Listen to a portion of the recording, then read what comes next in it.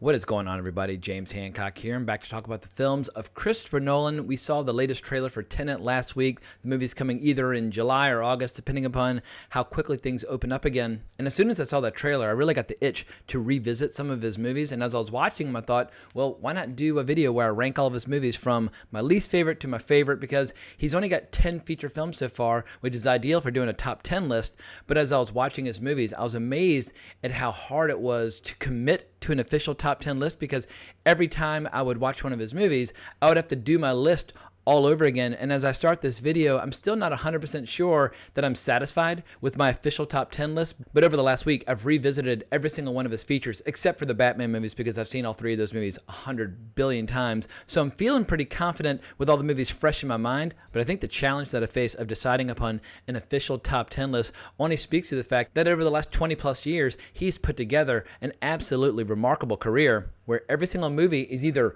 really solid or just a straight up modern day classic. And as I was revisiting these movies, I was checking out some interviews with Nolan. I was reading about a lot of the behind the scenes information. And what should be obvious to anybody who spent some time watching his movies is that here we have a director who has a deep and unshakable belief in the power of movies. He's one of a handful of directors alive today who's actually making original films on a giant scale. He's actually one of the few directors left who's really trying to do what Hollywood used to be known for: grand, smart entertainment that pretty much anyone can go see. Movies like Lawrence of Arabia or The Godfather. He's one of those guys that can give you a hit or a classic, or in the best case scenario, both. And I've been following this journey ever since the release of Memento back in 2000, and it's been fascinating watching his evolution as a director, going from this guy with this breakout indie success to then creating this incredible trilogy of superhero movies that gave him the box office clout and the leverage to make more personal films, movies like The Prestige or Inception or Interstellar. And I think he's one of the few directors who's working at this level with budgets of like 200 million,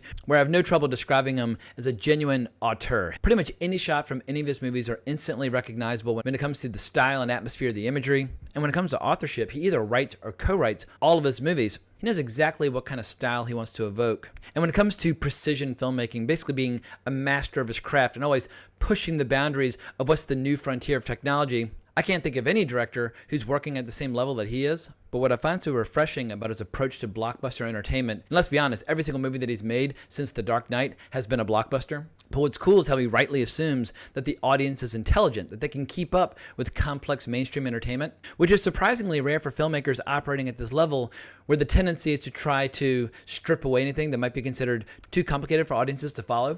And what I find really inspiring is that he's truly dedicated to the preservation of film as a medium. Early on in his career, he embraced the IMAX format, and then with Dunkirk, he had an opportunity to use a combination of both 70mm IMAX as well as Super Panavision 65mm film in order to give us one of the most gorgeous films of the last 10 years. And my prediction is that 10, 20 years from now, we're going to see a lot of filmmakers emerge who say that their goal is to try to make movies that make people feel the way they felt when they were a kid watching Christopher Nolan movies. And I feel like it's a great way to judge the success of a director is not how many imitators they spawn, but how many people they inspire to become filmmakers. Movies like 2001 by Stanley Kubrick were what led to Christopher Nolan wanting to become a director. And it wouldn't surprise me at all if movies like The Dark Knight and Dunkirk had the same effect on people who are in their teens and 20s right now. But before I dive into my top 10, I should mention some of his many collaborators, because Christopher Nolan, he's not a one-man band. Throughout his career, he's worked with a variety of composers, producers, actors, writers, cinematographers, all who have played a massive role in his career and left fingerprints all over his movies. His wife, Emma Thomas, has produced all of his movies. He's worked with cinematographers Wally Pfister and Hoyt van Hoytema many times over. His brother, Jonathan Nolan, has co-written, I think, 5 movies with him. And then obviously there are the actors who love working with him over and over again, like Christian Bale or Tom Hardy, or Michael Caine, who's worked with him on every single movie since Batman Begins. And then, of course, you have composer Hans Zimmer, who's also worked with Nolan on every single movie since Batman Begins, who's played an absolutely essential role in defining the unique flavor of all Christopher Nolan's movies. So I think that if Christopher Nolan were to retire tomorrow, he'd still be regarded as one of the definitive directors of the first 20 years of the 21st century. His movies have grossed billions worldwide. His movies have been nominated for dozens of Oscars. And who knows, maybe Tenet will end up being one of the best movies he's ever made, because I feel like Tenet definitely resembles one of those movies that feels like the classic Christopher Nolan style, where you basically take a thriller and sci-fi and throw them together with a lot of people wearing really smart suits. What's funny is how so many characters in his movies, like the trailer for Tenet or movies like Inception, they all seem to dress like Christopher Nolan or have the same haircut as he does. I don't know if that's deliberate or not, but it's definitely a recurring theme throughout a lot of his films. But I think I've spoken in broad strokes enough at this point. It's time to get into the official top 10. And like I said before,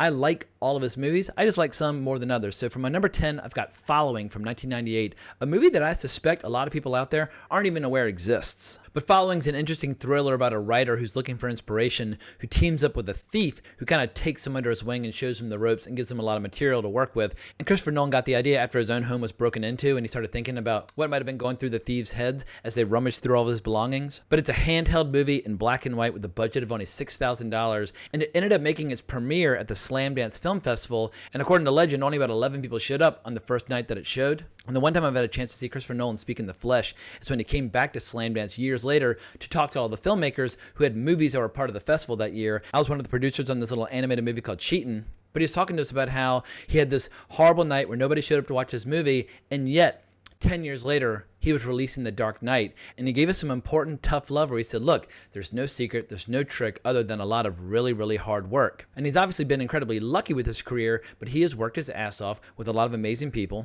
And if you revisit Following now, 22 years later, you can see so much DNA of his future style already on display in this movie. But I think when it comes to micro-budget indie dramas, it's a very solid, very confident debut feature film and well worth checking out. But number 9, we got Insomnia from 2002, which is actually a remake of a movie that came out a couple of years earlier. And I think the original is much more graphic and much more hardcore, and it's definitely the version of the story that I prefer. But what's cool about Insomnia is that it turned Christopher Nolan from an indie darling after Memento into a studio player, because with this movie, he started working with Warner Brothers, and he's been working with Warner Brothers ever since. But I think the movie has some damn good performances by Al Pacino and Robin Williams. And sadly, it's the last time that Christopher Nolan has directed an R-rated film. I would love it at some point if he would go from making $200 million films, maybe scale back to like a $50 million film, and give us a true hardcore R-rated thriller. And while I might rank this movie number 9 in his filmography, I saw it a couple times in the theater. I thoroughly enjoyed it. I just think the rest of his movies happen to be better. But moving on to number 8, I might get a little bit of pushback on this one, but I'm actually going with Interstellar from 2014. I know there are a lot of people out there who are passionate admirers of this movie, and I think there's so much about this movie to admire. I think it's epic, it's bold, it's beautiful, it's ambitious. At times it's even awe-inspiring, and I think it's a technical achievement of godlike proportions.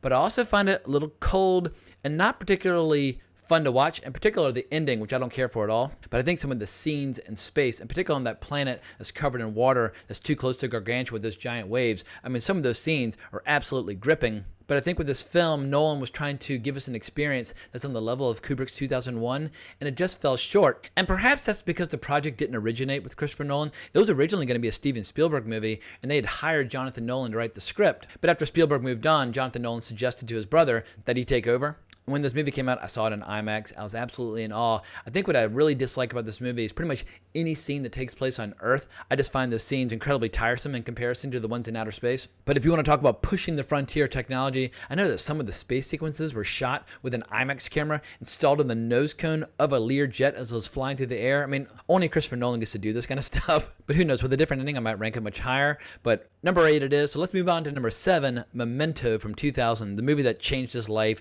launched his career, immediately caught the attention of the entire industry, including Steven Soderbergh, who as a producer was the one who was responsible for hiring Nolan to direct Insomnia. But I can't believe that Memento is already 20 years old. It's a brilliant thriller based on an original short story by Christopher Nolan's brother Jonathan. And I love how the movie is told from 2 points of view. It's told sequentially in black and white flashbacks, and then it's told in reverse in the present day in color, and eventually those two stories collide with one of the best twist endings, which I'm not going to spoil in case people haven't seen it, because the movie holds up so damn well. But this movie marks the beginning of Christopher Nolan's association with DP Wally Pfister, and they would go on to make many more movies together. And as I revisited this movie the other day, what really caught me off guard was how many of the reverse scenes seem like bits from the trailer to Tenet. The manipulation of time is something that Christopher Nolan keeps coming back to, whether it's Inception or Tenet, or even in the case of Dunkirk with its unusual story structure. But this was the gateway drug that got me interested in Christopher Nolan 20 years ago. And let's just say it's been an absolute blast ever since following his movies, because he keeps managing to match and exceed our expectations every step of the way. But number 6, Dark Knight Rises from 2012. I know a lot of people have a lot of frustrations and grievances with this movie, and I probably share a lot of those. However, while it might be my least favorite of Christopher Nolan's Batman trilogy, when this movie works, it really works. It works so goddamn well. And while I think the movie might be a little too long and maybe Batman doesn't appear nearly enough, there's some sequences, though, that as a comic book freak just fill me with ecstasy and goosebumps, like when Catwoman and Batman are going into the sewers and taking on Bane's men and eventually face him, and Bane proceeds to beat 7 shades of shit right out of the Batman. I couldn't believe how intense and graphic and dark it was, and while people have been kind of poking fun at Tom Hardy and imitating him ever since, imitation is the highest form of flattery, and I think his interpretation of the character of Bane was absolutely extraordinary. He just hurled himself into the character, and I love everything about it, from the look of his jacket to the look of his mask to his unique speaking voice, and just how physically intimidating he appeared to be, in spite of the fact that Tom Hardy is a relatively small person. And for a lot of people, it remains their favorite trilogy featuring any superhero character in history. I still saw it several times in the theater, and now while I don't revisit the movie in its entirety, I can watch scenes of Catwoman riding around the Batpod anytime. But when you compare it to the brilliance of The Dark Knight and Batman Begins, only then do the flaws start to become readily apparent. But now we're moving on into my top 5. So for number 5, I've got The Prestige from 2006. Which I think actually is his least popular movie when it comes to Rotten Tomatoes or Metacritic. For whatever reason, there are a lot of critics out there who were very happy to shit all over this movie. But after seeing it a couple times in the theater, I hadn't watched it in forever. So I revisited the movie this morning, and it totally confirmed all my positive impressions from 14 years ago. I think Christian Bale and Hugh Jackman are absolutely on fire. It's hard to think of movies where they've ever been better. And it's just such a cool original concept. It's based on a novel by Christopher Priest, but I love this idea of a period piece about rival magicians where the atmosphere and the setting is so grim and dangerous and fatalistic. I think it's an absolutely brilliant movie about obsession and illusion, but more importantly, revenge. It just shows how self-defeating being obsessed with revenge can be. And then, of course, obviously, it's a really cool movie about magic. And what I found is that the movie is so much better when you revisit it a couple times because you start to see all the little clues and Easter eggs that Christopher Nolan teases along the way. The movie's constructed almost like this great big elaborate magic trick, and it makes it fascinating to break down and study in all the little pieces. You could almost interpret the movie as a movie about the magic of filmmaking, and that so much of filmmaking is about illusion and misdirects and technique. So for my number 4, I've got a movie that I think represents Christopher Nolan's signature style, and that is Inception from 2010.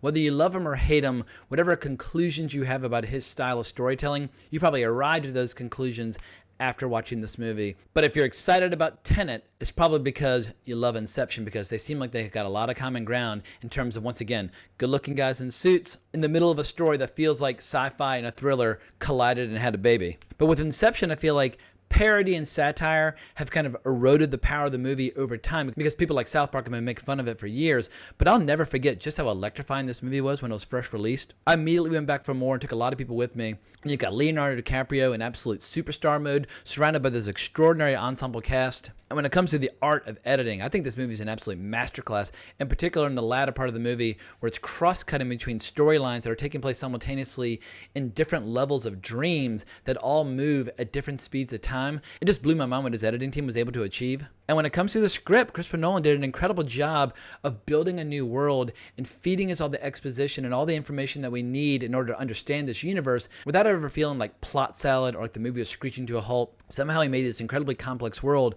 feel incredibly simple and accessible and like mainstream entertainment.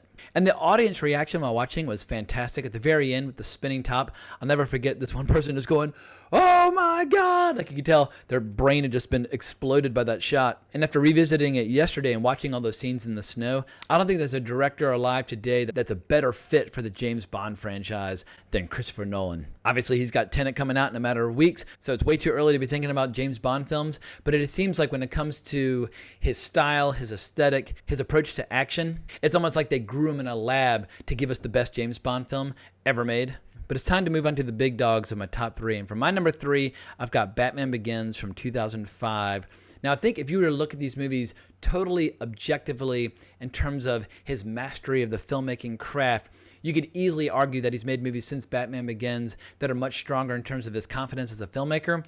But I'm a big believer in judging movies by how many times you watch them. And emotionally, I have to be honest, because I've seen Batman Begins. I have no idea how many times, but I kept watching it in the theater, I kept watching it on DVD. I think this is a genuine, true milestone in the superhero genre. At a time where movies like Fantastic Four and Fantastic Four 2 could come out and they weren't considered completely beneath contempt, suddenly Batman Begins came along and showed that superhero movies could actually be serious and for an adult audience. And it completely raised the bar for what we expect from the superhero genre. And 15 years later, I think it still might be the best origin story of any superhero movie that I've ever seen. From his training abroad under Ra's al Ghul to the way that he slowly but surely assembles all of his gear and his weapons and puts his costume together. Batman doesn't show up until way into the movie, and I would argue that probably the better part of the movie is everything leading up to his appearance as Batman, because it feels so grounded in reality. You're completely sold on this world. And this was the movie where I became just a massive fan of Nolan, as opposed to being simply like impressed and curious, because Memento and Insomnia had shown me a lot of potential, but suddenly with Batman Begins, I was like, all right, this guy's going to be one of the biggest directors in the world. And it's aging incredibly well. My sister showed it to a couple of her kids who were really young when they saw it, and they were completely mesmerized by it, and would even do things like walk down the hallway in the dark saying, oh, mommy, I'm facing my fears. Like, they were getting really inspired by the story of Bruce Wayne and Batman. And when it comes to villains and their henchmen, I mean, it's hard to think of a better reveal than when we finally realize which character Liam Neeson is actually playing. And I love how his henchmen, they're not disposable. They're all total badasses in their own right, all of whom have the ability to give Batman a really good fight. And it's got a brilliant ending that perfectly sets up the sequel when Commissioner Gordon, played by the great Gary Oldman, talks about this guy who left behind a calling card. And just briefly, going back to the subject of Bond, after producers Michael G. Wilson and Barbara Broccoli saw this movie, that's when they decided to reboot the James Bond franchise, or give it a soft reboot with Casino Royale. And I think Casino Royale is a strong case to be made as one of the strongest James Bond films ever made. In any case, Batman Begins was the beginning of a legendary trilogy. Apparently Christian Bale read Grant Morrison's incredible graphic novel, Arkham Asylum, and after reading it, he told his agent, if anyone ever makes another Batman movie, get me an audition. And in spite of people enjoying making fun of Christian Bale with his growling and that sort of thing, I think he hit a home run with the character every step of the way. Now, if you'd asked me about my number 2 months ago, I would have given you a very different answer. But Dunkirk, I've come around on in a big way. When it first came out in the theater, I remember going to see it. I was totally exhausted. It was at the end of a long day at Comic-Con, and I remember being really impressed by it, but at the same time, kind of feeling exhausted by it. And I let the movie alone for years, and then I heard this incredible podcast where Quentin Tarantino, of all people, made a really strong, compelling case for why the film is such a masterpiece. And I feel like that's always the role of great film criticism or great film analysis or just great film discussions, when you open up a movie, when you invite people into the conversation, and when you persuade people to look at it perhaps in a different light or give it another try. So went back, saw it again, and sure enough, I was blown away, because when I first saw it, I don't think I even really appreciated the fact that the story unfolds in such a wildly experimental way, where you've got a week on the beach, a day on the boat, and an hour on the airplane. And the way it's cross-cutting between them, it's incredibly unconventional. And as I was revisiting it, I realized that this movie was manipulating time in incredibly unusual ways that you never see in big, giant blockbuster entertainment. But what it really proved to me is that when you're making an historical epic, you do not need to make the obligatory 3-hour snorefest. You can actually do an hour 48 tight economical story and have it be just as emotionally impactful, because I think for everybody out there who finds Christopher Nolan to be cold or distant, they clearly have not seen Dunkirk, because there are a couple scenes in Dunkirk where I get waves of chills in my back. When you see all the boats coming across the English Channel to pick up their boys, I mean, it almost makes you start weeping. And it's one of those movies that's incredibly inspiring without being melodramatic or cheesy. Just little lines like when a kid tells Mark Rylance's character, "I'll be useful, sir," when he's begging to be taken along on the trip. There's like this incredible understated dignity and integrity to these characters, where you have a lot of people that have a job to do, and that job is to save lives and bring Britain's army back home. And I like scenes where you see people being total badasses without being totally over the top about it. Like in the dogfights with Tom Hardy, at one point, his ally says, "He's on me." And you hear Tom Hardy just say, "I'm on him." And I was like, woo, that's so lethal, so hardcore. He's about to blow that dude right out of the sky. When it comes to dogfights, there's not a movie on this planet that has better dogfights than Dunkirk. And in terms of tension and suspense, this movie has one incredible sequence after another where you feel like your heart's just going to leap into your throat. You're chewing the edge of the carpet. You're ripping your fingernails off with your teeth. But this is a movie that's all about placing you in the shoes of the people going through this extraordinary experience, where all the typical romantic storytelling flourishes have been stripped away. And I think it's an incredibly ballsy, brave move on Christopher Nolan's part to approach the movie in that fashion. And as I mentioned before, when it comes to the preservation of film, you pretty much got 3 directors who are still fighting that battle. You got Paul Thomas Anderson, Quentin Tarantino, and Christopher Nolan. And this movie was a genuine 70mm IMAX epic. So for people who like that format, they all owe Christopher Nolan a massive high five. But at last we come to my number 1, and it should be pretty obvious at this point. And perhaps this is the conventional, predictable choice, but I'm going with The Dark Knight, because when this movie came out in 2008, I saw it 6 times in the theater. It completely, totally like changed my life. I mean, 2008 was a big deal for fans of superheroes and comics because you had Iron Man launching the MCU, and obviously the MCU has done pretty well in the 12-year interim. But The Dark Knight was one of those movies that showed that the superhero genre could be as grand and classic and memorable as any movie in any genre. I think there are a lot of people who totally look down upon the superhero genre who have to concede, oh shit, yeah, well, The Dark Knight, that's one of the great movies of the 21st century. And I think it's the true beginning of the modern superhero movie. Obviously, since 1998 with Blade, we've had this giant 22-year run with a lot of ups and downs and peaks and valleys. But you cannot make a superhero movie today without reckoning with the legacy and the very, very long shadow cast by this remarkable movie. I think we're all going to be haunted by Heath Ledger's performance for many years to come, whether it's the shots of him clapping inside his jail cell or facing down an entire room full of criminals in this really eerie and dangerous and hysterical way. My favorite scene by far is just a simple interrogation scene as Batman and the Joker sit down and just talk about how Batman has changed everything forever and how Joker doesn't want to kill Batman. He's like, what would I do without you? And the way he describes how people will eventually cast Batman out like a leper. I don't know if there's a better written or better acted scene in the history of the superhero genre than that particular scene. And it also had changed the movie industry forever because this was the first comic book movie to gross $1 billion. And you can regard this as a good thing or a bad thing because it's made the studios way more ambitious in terms of the scale of superhero movies and what they want them to achieve. I wish they would balance things out with more movies like Super by James Gunn or Kick-Ass by Matthew Vaughn. I feel like the superhero genre needs more variety. But there's so many scenes in The Dark Knight that I can watch in a loop. I'm a big fan of villains, both on the page and on the screen. And we so rarely get really good, compelling villains, in particular scenes where we've got dramatic exchanges between villains. And that scene between Two-Face and Joker in the hospital is just magic. It's so disturbing and so eerie and so dark. And I feel like even after 22 years of this giant superhero boom, it's incredible just how few scenes we have where really interesting villains are having dramatic exchanges. And the conventional wisdom in Hollywood is always that, oh, well, every character needs an arc where they have a beginning, middle, and end to their story. And I love how in this movie, like, you know what?